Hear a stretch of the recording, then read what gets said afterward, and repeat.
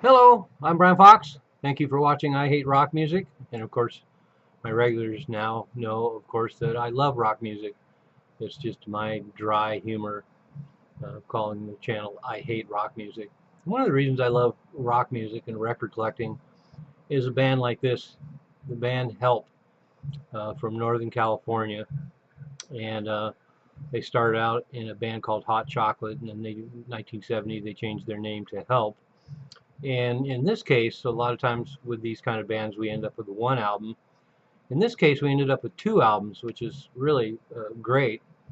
One came out in 1970, the first album just called Help, which was actually issued in Germany before it was issued here. And then the second album, Second Coming, was released in 1971. And the band was Jack Merrill on guitar and vocals, Ron Rokeman on bass, and Chet McCracken on drums. And apparently they played around Northern California quite a bit. There's a great comment on one of the blogs about Help, and one guy said he saw them over 50 times. So they were out there playing a lot of live shows. And Chet McCracken is the only one that I seem to be able to find any other information about. In 1969, he was in ex-Byrds member Skip Batten's Evergreen Blue Shoes band, put out one album in 1969. And after leaving Help, he ended up in the Doobie Brothers, which makes sense because there seems to be some pretty decent comparisons between Help and early Doobie Brothers, and I can see that they have sort of a rural country injection into their music, great vocal harmonies, and Jack Merrill is pretty convincing as a vocalist, particularly when he hits the high registers and gets in his rock and roll voice. But a couple things about them. I noticed there's a lot of mediocre reviews out there saying there really isn't anything here, and I totally disagree. I think both albums are really good. I ended up finding both of them in cutouts. I was really happy. I got this sampler called MCA Conspiracy in about 1971 in cutouts, and it had bands like Wishbone Ash and Fanny Adams and Jodo and Help. So I kind of got an idea what a lot of these bands sound like. And then I started looking for the records, and in this case, I found both Help albums and cutouts, and I thought they were pretty good. And I probably think they're even better because I've grown up with the records. I bought them in 1971, 72, and I think they're pretty solid records. Certainly, they aren't one of the greats. A lot of times, when you discover these obscure bands like somebody like Pato, they're as good as anybody you've ever heard. And Help is not staggeringly wonderful, but I don't want to take anything away from them because that's one thing I've learned from collecting records. A lot of times, a record can be just sort of okay, but if it has one or two really great cuts on it, it's worth having. And these are much better than that. I think both albums are pretty strong. Good material, great riffs, and really strong playing. Jack Merrill is a really impressive guitar player. His riffs are really cool. He's a great improviser, great lead player. Uses a lot of wah wah, and his guitar playing is a real joy to hear. And the other real standout is Chet McCracken on drums, and they knew they had a crack drummer because he's given lots of room.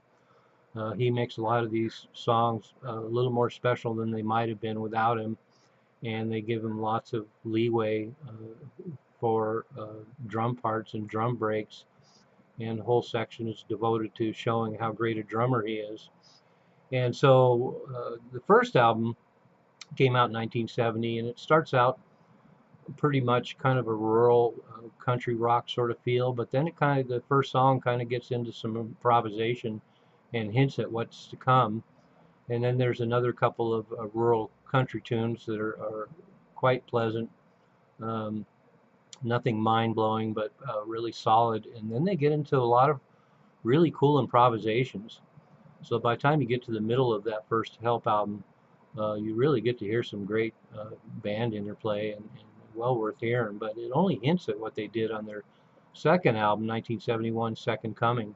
A lot heavier record, great powerful riffs, great drumming and bass playing and really great ensemble work, and it doesn't let up. There are no, unlike the first album, there are no ballads. The country rural inflections are still there, but not quite as apparent. And it's a pretty solid hard rock record with some almost metallic moments that are so heavy. But with such a great drummer and such a great guitar player, um, they really pull off the material really well. And so I highly recommend, and I dismiss these reviewers who talk about there's nothing really special to hear here. I think they're a pretty special band, and if you spend some time with the record and let it reveal its own charms and their own personality, they are not going to be at the high echelons of, say, Led Zeppelin or Black Sabbath or anything like that, but they're a really solid band, and the more you listen to them, the better it gets. They definitely check all the boxes in most ways. They just didn't reach a zenith, and perhaps if they had another chance to release another album or two in 72 and 73, they really might have created a masterpiece. But that said, both these albums are worth getting. There's a great CD that has both albums, and their history is now documented. Jack Merrill used to be in a band called Something Else, and the band was called Hot Chocolate before they turned to Help, and that's about all the information we have.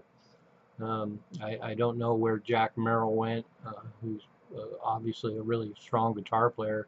I have to imagine he ended up doing something good, because a player that good just doesn't get lost. But I unequivocally recommend both records, and repeated listings are very satisfying. And as usual, I'll post both albums below in the links and check them out. So if you kind of like some of these other bands that I've talked about that have a little country influence in them, like Space Opera, um, then this band is definitely worth checking out, and definitely a little heavier on the side of normal country rock bands. So check them out, and hopefully you'll like it as much as I do. I'm Brian Fox. Thanks for watching I Hate Rock Music.